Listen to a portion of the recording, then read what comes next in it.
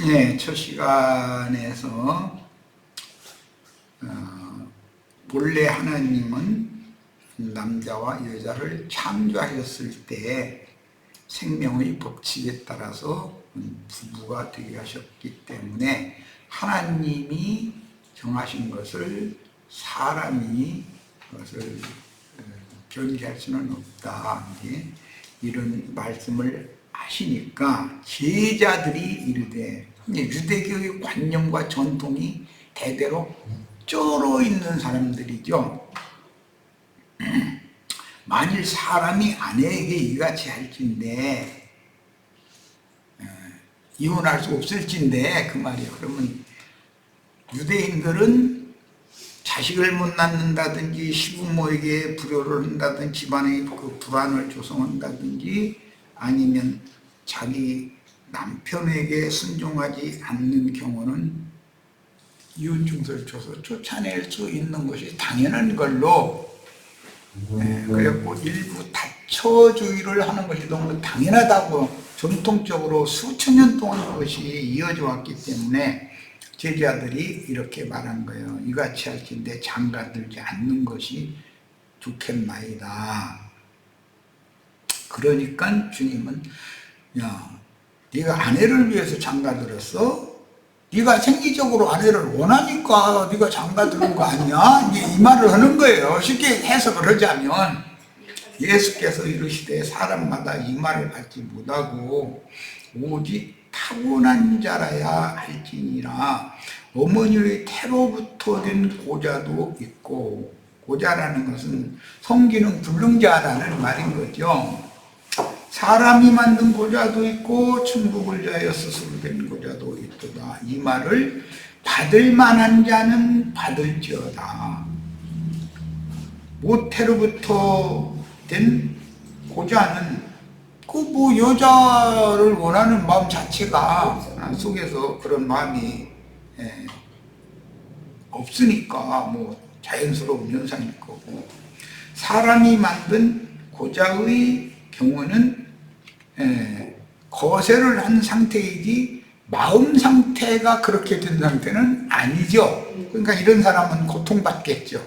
말하자면 생리현상 속에 살아있으니까 행할 수 없는 동사꾼이 삽이나 홈이나 곡괭이나 이런 거 땅을 팔 수 있는 기구가 없으면 동사를 어떻게 읽어요. 그런데 스스로 된 고자도 모든 것이 다 정상인데 스스로 고자가 되었다. 나는 아내, 세상사 이런 거에 대해서 쓸데없는 일이라고 생각하고 그쪽에다 마음 쓰지 않고 오직 주님과 주님의 일에만 전심으로 나를 온전히 바치겠다. 그런 사람들은 스스로 된 고자의 경우예요. 자, 이제 마태복음 19장 3절부터 좀 세밀한 내용으로 들어갑니다. 바리새인들이 예수께 나와 그를 시험하여 이르되 사람이 어떤 이유가 있으면, 셈죽은 첫 번째는 아들을 못 낳아주는 경우, 그 다음에는 시부모님과 항상 불화를 일으키고 시부모님한테 빠락빠락 말대다 보고 덤비면 이혼 증서를 써서 내쫓아낼 수 있는 그런 법칙이 있었어요. 아내가 너무 게을러서 집안일을 소홀히 해. 그런 경우도 트집을 잡아서 내쫓을 수가 있었어요. 여러 가지 이유가 있었어요. 그런데 하나님이 지금 말씀하시는 답변을 들어봅니다. 예수님의 전도 사역에 대한 소문이 헤롯과 예루살렘의 교권주의자들에게 전해지니 산에 그린 공회에서 급파된 진상조사단인 이단 식교를 하러 온 거죠. 서기관, 바리새인, 율법사 이런 사람들은 예수님이 행하시는 곳이면 어디든 따라다니면서 유대 지역이 아니라도 갈릴리 지역도 좋고 요단 동편의 이두레 지역도 좋고 대가볼리 지역도 좋고 오늘 지금 베리아 지역인데 베리아 지역도 좋고 어디라도 따라다니면서 예수님과 그분의 가르침을 시험, 비방, 모함할 거리를 찾아서 유대 종교의 교리에 맞지 않는 경우는 이단자로 규정하여 종교법으로 사형언도를 내릴 수 있죠. 대제사장 무리가 공회에서 예수를 사형언도를 딱 내리잖아요. 그리고 저희가 죽이는 권은 없어요. 사형집행은 세상 권세자에게 맡겨야 되니까 빌라도에게 넘겼던 거예요. 자, 종교법으로 처단하려고 분주했습니다. 이런 맥락에서 본문에서는 예루살렘 종교회의와 로마 당국에 고소할 또 모함할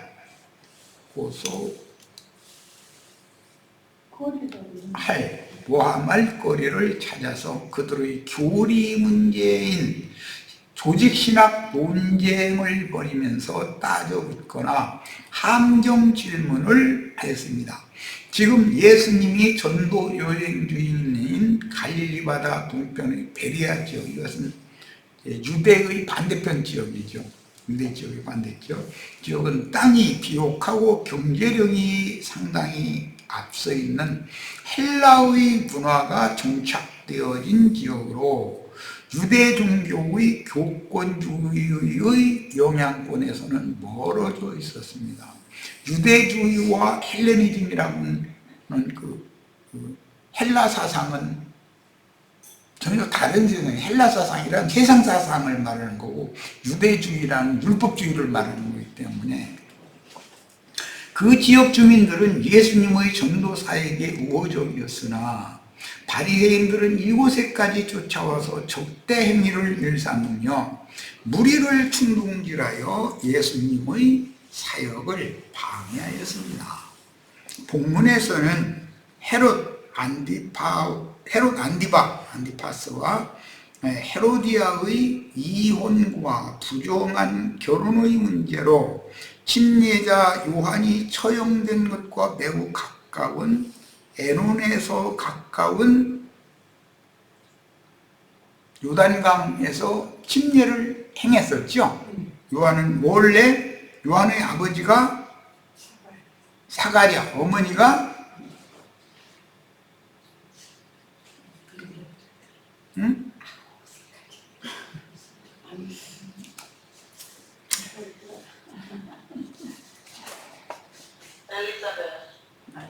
엘리사벳이에요. 사가랴와 엘리사벳의 아들이니까 유대인의 전통적인 아론의 반차에 의하면 사가랴가 죽기 전에 예루살렘에서 제사장으로 30세 이후에 제사장으로 등극을 해야 되는 거죠. 20세 때 제사장 학교에 가서 선지학교에 가서 공부하고 25세 때부터 시무를 시작해서 30세가 되면 대제사장도 할 수 있는 그런 신분이에요. 그런데 요한은 부모를 떠나서 유대 지역의 요단강에 내려와서 거기에서 예루살렘 제사장으로 거두름펴가면서 사는 것이 아니고 기득권자로 사는 것이 아니고 아주 천한 사람으로 동굴 같은 데서 이제 자고 메뚜기와 석청 먹었다고 그러고 그러고 살았다는 거예요. 그런 요한이 헤롯 안디바와 헤로디아의 불법적인 결혼에 관하여 지적을 한 것 때문에 죽었죠. 죽임당했죠. 이런 걸 감안하면 그들이 제기한 이혼 문제는 침례 요한을 죽였듯이 예수도 죽이고자 획책하는 지금 이혼 문제니까 이혼 결혼 문제니까 음모에서 나온 것임을 알 수 있다.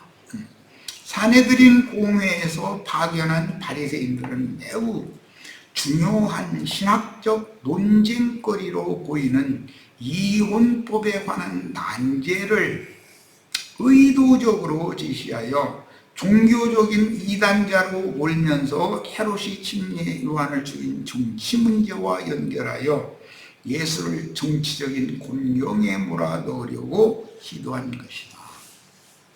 자기네들의 유대인의 법에 의하여 이단자로서 사형수로 정죄해도 정치범으로 몰아서 정치 권세자인 로마 황제의 대리권자에게 넘기지 않으면 죽일 수가 없잖아요.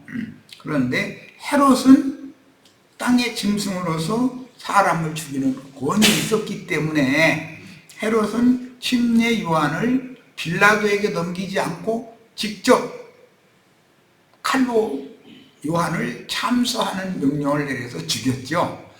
그러니까 대제사장은 종교적인 문제로만 정죄할 수 있고 사형을 할 수가 없어요. 그러나 헤롯 왕이나 로마의 왕의 대리권자인 빌라도는 사람을 물리적으로 죽일 수 있는 권세가 있었다, 그 말이죠. 그러니까 이게 헤롯은 땅의 짐승을 대표하고 빌라도는 바다 짐승을 대표하는 사람인 거죠. 자, 본문에서 그를 시험하여 이르되 라는 말씀은 공회에서 파견한 바리새인들의 음흉한 속내를 드러내 주는데, 예수님은 사단에 의해서 시험을 당했고, 사단에 의해 시험을 당하는 것도 요한에게 침례를 받고 하늘에서 너는 내 사랑하는 아들이요 내 기뻐하는 자라 라는 하나님의 음성을 듣고 나서 광야로 내몰려서 시험을 당했죠. 자, 이런 거를 보면 하나님이 사랑하는 아들은 광야 세상에서 시험을 당하는 것이 사역을 준비하는 필수적인 과정인 것을 알 수가 있는 거예요. 거기에서 예수님은 사탄의 세 가지 시험을 이겼죠.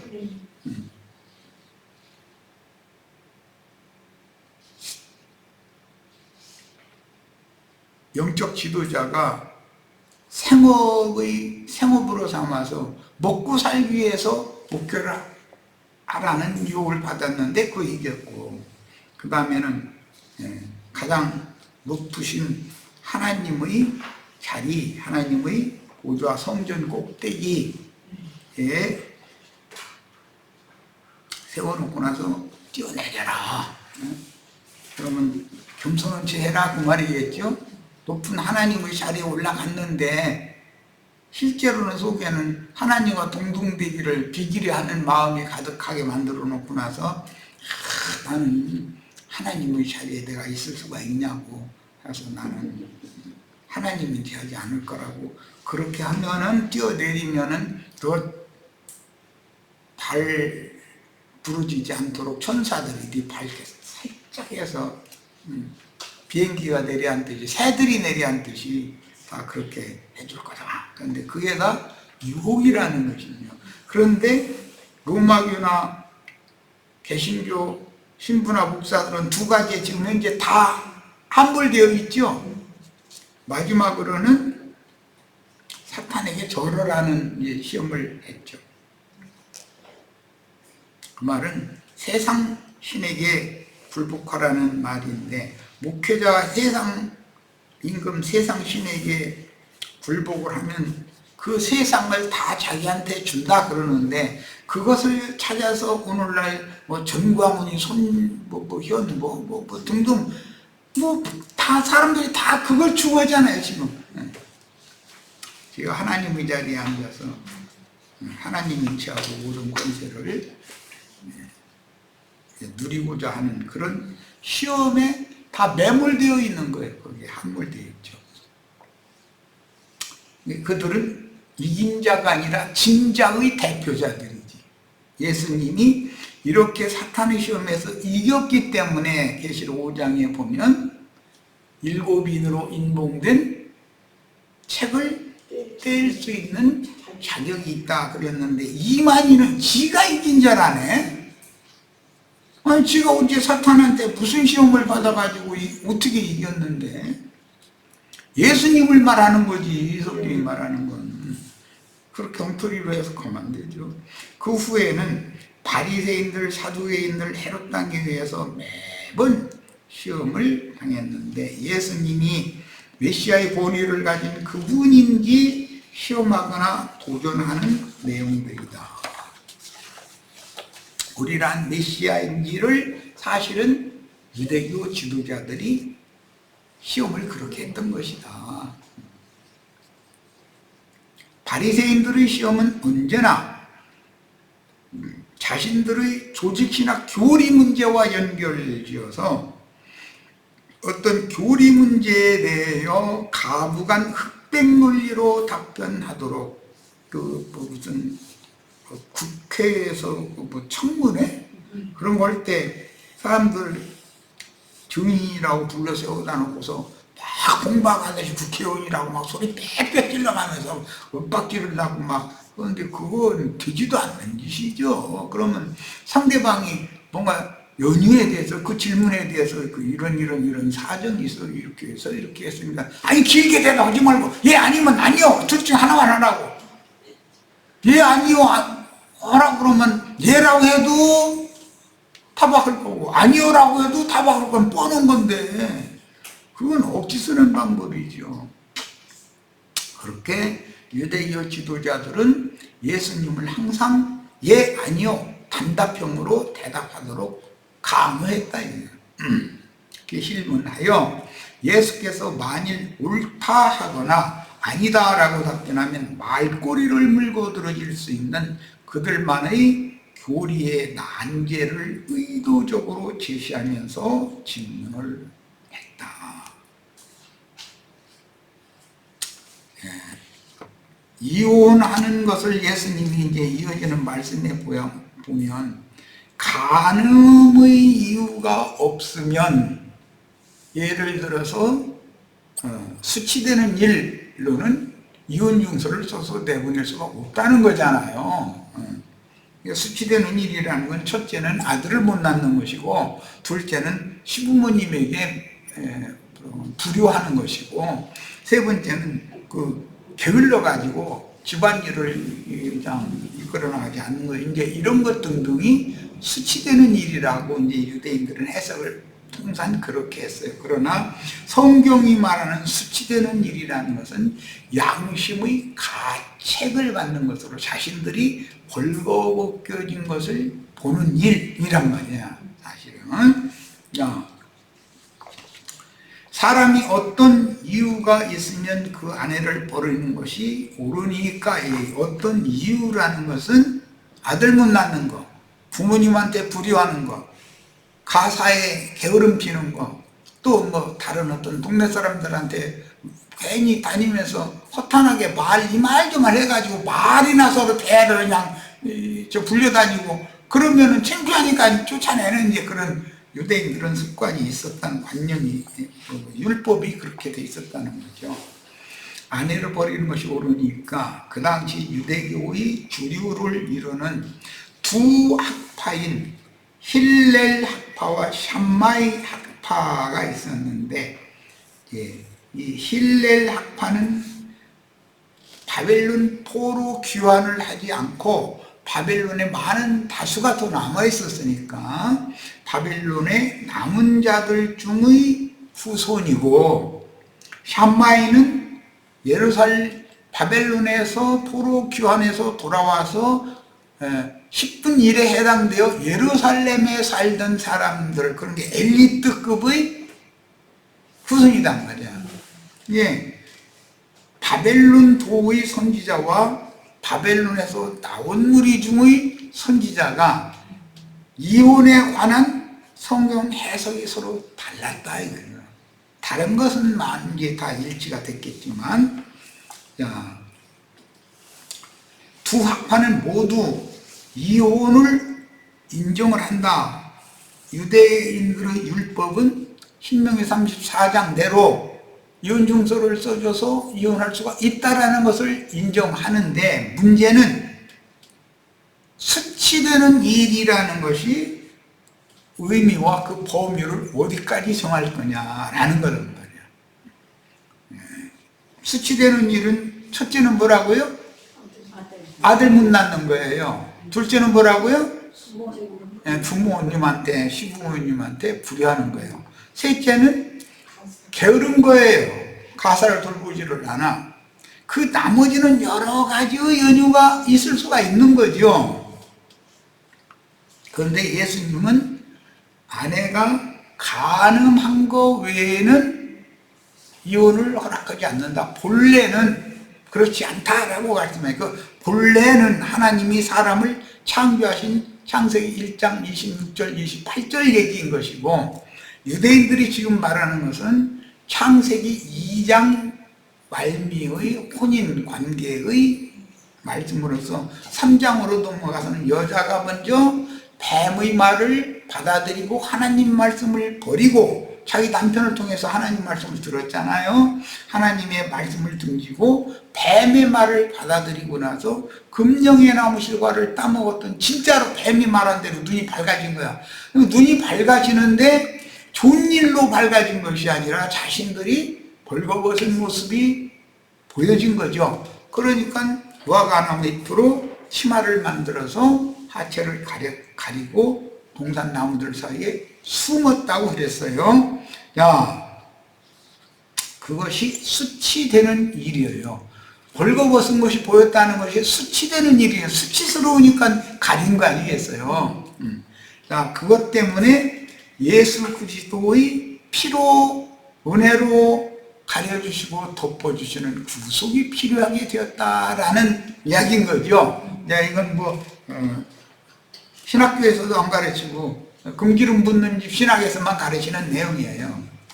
그럼 또 무슨 그런 신학이 있느냐 해가면서 신학교 교수가 또 따지면 나는 얼마든지 답변할 것은 있습니다. 유대인 교인들이 남편이 아내를 버리기 위해서 이혼 증서를 주고 쫓아낼 수 있는 경우는 신명기 24장 1절로 3절을 읽고 오겠습니다. 내용을 알아야 되니까.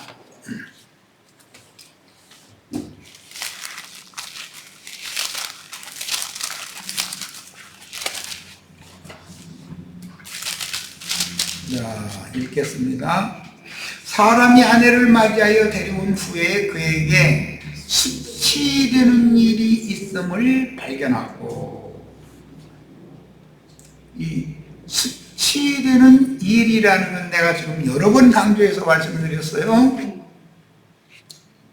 그를 기뻐하지 아니하면 이혼 증서를 써서 그의 손에 주고 그를 자기 집에서 내보낼 것이요 라고 되어 있어요.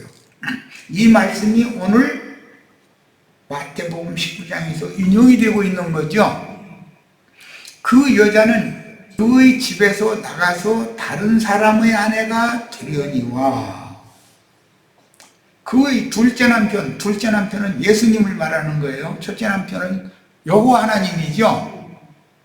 영적으로 말하는 건 이제는 육신적인 첫 남편, 둘째 남편이라는 것은 율법 남편이 첫 남편이고, 율법에 대하여 죽으면 그리스도의 은혜로 오시는 그리스도의 남편에게 시집가도 음녀가 되는 것이 아니죠. 음부라고 하지 않죠.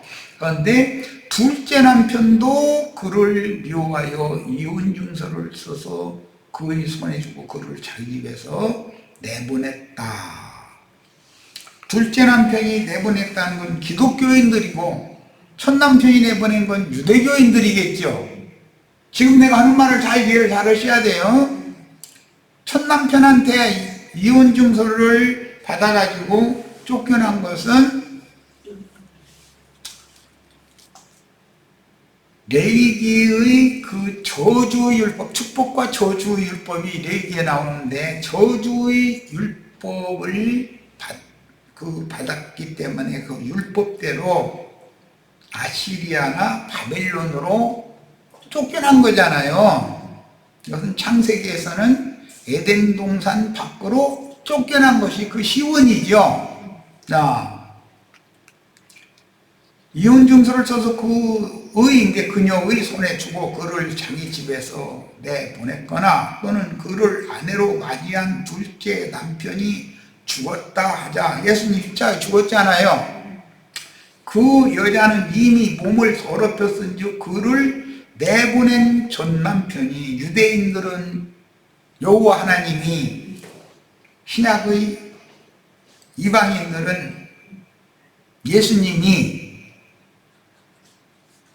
자기 남편 잡아먹은 여자들이요. 이게 유대교인들, 신약의 기독교인들은 자기 남편 잡아먹은 여자들이죠. 시어머니가 볼 때는 전년히 우리 집안 들어가지고 내 아들 잡아먹었다 그러잖아요. 전 남편이 그를 다시 아내로 맞이하지 말지니. 그러면 일단 실행을 통해서 수치되는 일을 통해서 쫓겨난 자들을 다시 받아주지 말라는 것이 율법이죠.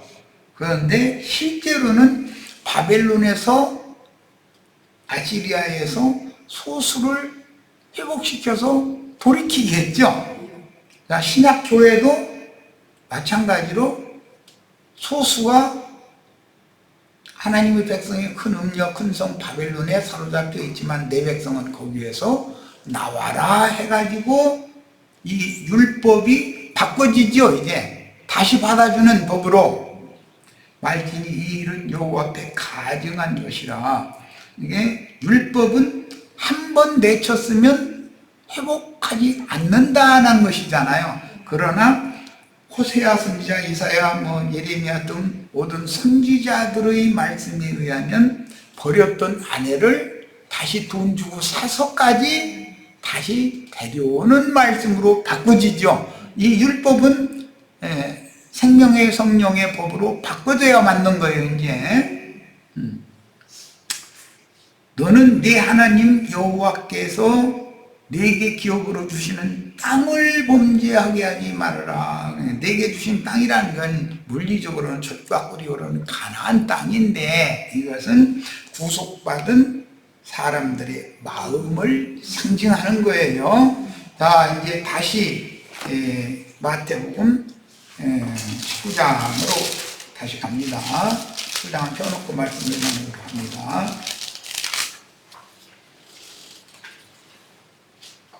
신명기 24장 1절에 나오는 수치되는 일이라고 번역된 에로아타바라고 하는 이 말씀의 근거를 두고 이혼 증서를 주어서 쫓아낼 수 있는 율법을 그대로 실행을 했다 이거예요.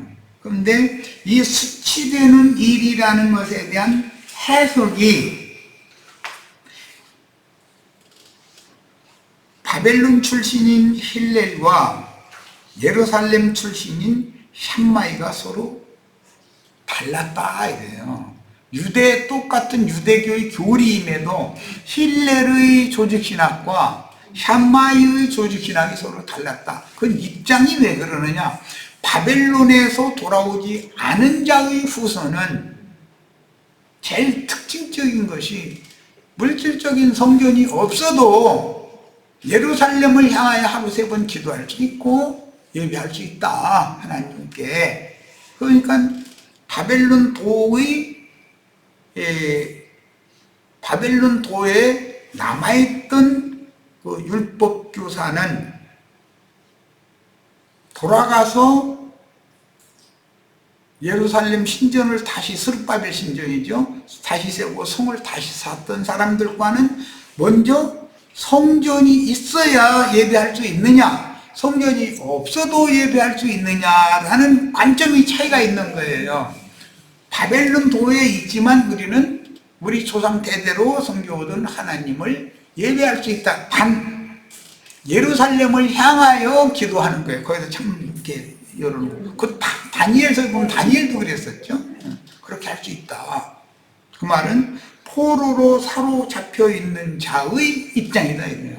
돌아온 자들의 입장은 그게 아니다.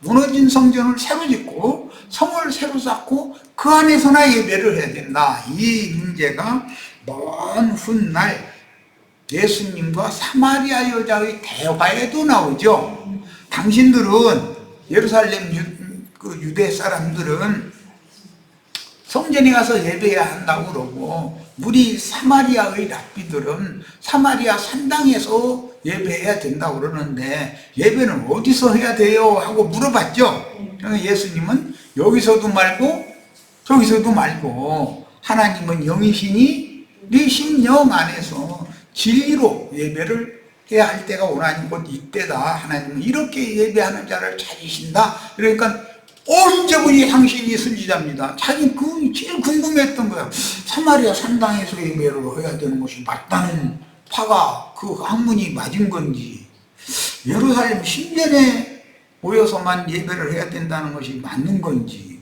도대체가 헷갈렸는데, 예수님 말씀 들어보니까 사람 손으로 지은 곳에서 가서 예배를 하는 것이 아니다. 하나님은 영이시니까 사람의 심령으로 진리 안에서 예배를 해야 맞는 거다 하니까 자기가 궁금했었던 것이 속 시원하게 딱 풀린 것이죠. 오늘날 기독교계도 이 문제를 가지고 우리가 계속 싸우죠. 우리는 사람 손으로 지은 전에 모일 필요가 없고 그런 전을 세울 필요도 없다. 그래서 사람들이 그러면 구태 꼭 모여야 된다면 성경에는 이 집 저 집에서 떡을 떼며 예배를 했다고 써 있으니 형제 자매님들의 집에 있는 교회로 모여서 예배하면 되지, 큰 돈 들여서 큰 건물 세워서 예배해야 된다는 필요는 없다. 아론 반차의 제사장이 산당이나 율법 신전에는 필요하죠. 중간 계급이 니골라 당이 꼭 필요하죠. 그러나 성경에서는 우리는 다 왕 같은 제사장이니까 중간 가로막고 있는 니골라 당 치워버리고 우리가 하나님께 직접 예배를 하면 된다. 주합파의 한 영이든 심령 안에서 예수 그리스도를 제물로 드리는 제사를 해야지, 세상 축복을 비는 돈 갖다 내면서 돈이 제물이 되어지고 돈 받은 목사가 축복을 해주는데 세상 부귀영화 권세, 마귀가 시험을 한 세 가지, 그걸 막 얻게 해달라고 기도해주는 그런 예배를 하면 안 된다. 이렇게 말하면 이제 우리는 기독교계의 지도자들한테, 그때 당시 유대교의 랍비들에 의해서 예수님이 이단자로 몰리는 것과 똑같이 몰린다 이거예요. 목사는 뭐 먹고 사느냐 대뜸 이런 데니까 그럼 이제 나는 목사도 손 있고 발 있으면 가서 자기 손으로 정직하게 이러면 하나님께서 먹을 거 주시지 않겠느냐, 이러면 목사가 나가서 일을 하면 되느냐, 이제 이렇게 나오는 거지 그러면 이제 나는 레위인 목사님이 레위인 같은 소리 하지 말라고. 레위인들도 자기 당직 기간, 아론 반차, 아론의 후손 제사장들도 당직 기간만 성전 안에 들어가서 임무를 하기 때문에 당직 기간에는 제단에서 나는 것을 먹지만 당직 기간이 지나면 제사장을 위한 6성읍과 레위인들을 위한 42성읍에 들판도 딸려서 주어가지고 있어. 농사도 짓고 구축도 하도록 법에 정해져 있다. 그럼 그래야 되지 않냐? 그러면 지금은 시대가 지났는데, 시대가 지나면 주의 맘대로 법을 고치나? 하나님 말씀은 이런 식이라는 거예요. 그러니까 이건 어떻게 그때 당시 예수님께 따졌던 유대교 지도자들의 그 힐문과 불합리한 따짐과 이런 것들은 오늘날까지 그 영은 그 영을 낳기 때문에 그대로 이어진다라는 걸 반드시 생각을 하시기를 바랍니다. 수치되는 일이라는 것에 대해서 예수님이 말씀하신 간음과는 다르다. 원래 간음을 하면 율법에는 불사르거나 돌에 쳐서 죽이게 돼 있죠. 그러지 이혼하게 돼 있는 게 아니에요. 그게 유대인들은 이쪽으로든 저쪽으로든 실행을 잘못하고 있는 거죠. 하나님의 말씀을 오해하고 있는 것이죠. 하나님의 법에는 이혼이 없는 거예요. 그리고 단 허락하는 것은 성경에 2번이 있는데, 한 번은 아내가 간음을 한 경우예요. 그때는 구약 말씀에 의하면 불사르거나 돌로 쳐서 죽여야 되지만 그것이 예수님은 완화해서 이혼하는 것이다. 하나님이, 즉 남편이 아내를 이방 나라에 쫓아내는 것은 그 아내는 죽은 거다. 죽은 목숨이다. 신과 사람이 분리되는 상태는 힘께로부터 떨어져 나가면 죽은 거라고 보기 때문에 영적 해석을 예수님은 이렇게 한다 이거예요. 그러나 수치되는 일이라고 만약에 예를 들어서 아들 못 낳고 딸만 둘 낳았어. 그런데 딸만 낳았으니까 쫓아내야 된다고 이혼청사에서 쫓아내고 오늘날 이 문명국에서는 이혼하겠다고 판사 앞에 가정법원에 가서 왜 왔느냐고 그러면 이 여자가 딸만 낳는다고. 그렇다고 미쳤느냐고 그러니까 아니 딸 결혼시켜가지고 그 외손자나 친손자나 손자는 똑같은데 그 외손자 당신 노조에다 입적시키면 되지 그것 때문에 이혼을 하느냐고 이럴 거 아니요. 그러니까 이게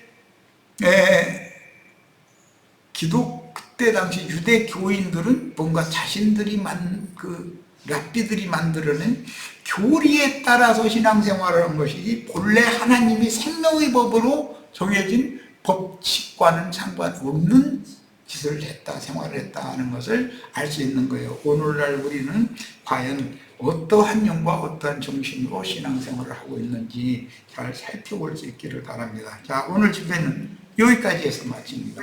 다음 목요일 날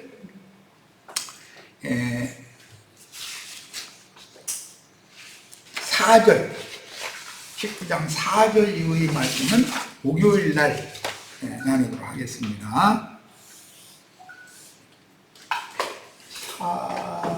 11월 27일 27일 날 목요일 날 4절 이후의 말씀을 나누겠습니다. 자, 오늘 집회 모두 마칩니다.